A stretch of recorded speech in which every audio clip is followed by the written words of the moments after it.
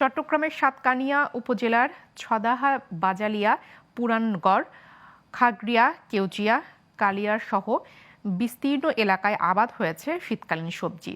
এসব এলাকার বেগুন, মরিচ, মূলা, করলা, বরবটি, টমেটো, ফুলকপি সহ বিভিন্ন শাকসবজির চাষ নিয়ে ব্যস্ত সময় পার করছেন কৃষকরা।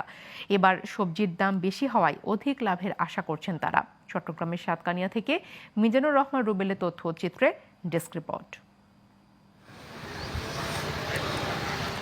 চট্টগ্রামের সাতকানিয়ায় কৃষকদের কেউ মাঠে সেচ দিচ্ছে, আবার কেউ বাজারে বিক্রির জন্য ক্ষেত থেকে শাকসবজি তুলছে।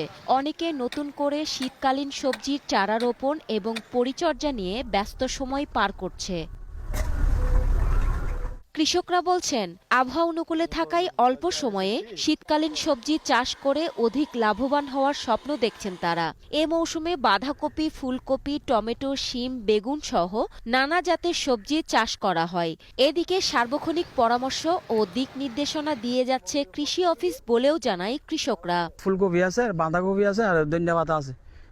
এখন বর্তমানে ধনিয়া পাতা বেশির, আর আগামী 10-15 দিন পরে ইনশাল্লাহ আমি বাঁধাকপি আর ফুলকপি দুটো বেশি। আগামী 15 দিন পরে আমার সিম সিরে কি বাজারে নিয়ে যেতে পারবো।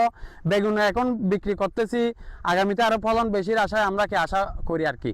কালিয়াইশ রসুল্লাবাদ ব্লকে 120 হেক্টর জমিতে সবজির চাষাবাদ হয়েছে। ভালো ফলন এবং দাম পাওয়ায় খুশি কৃষকরা।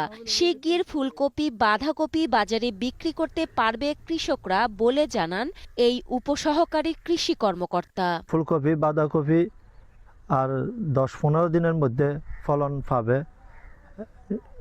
মাঠে পর্যাপ্ত পরিমাণ ফুলকপি, বাঁধাকপি আছে এবং কৃষকরা খুশি। মোটামুটি দাম পাইলে আরও খুশি হবে। উপজেলা কৃষি কর্মকর্তা জানান, সাতকানিয়া উপজেলায় 1800 হেক্টর জমিতে সবজির চাষাবাদ হয়েছে।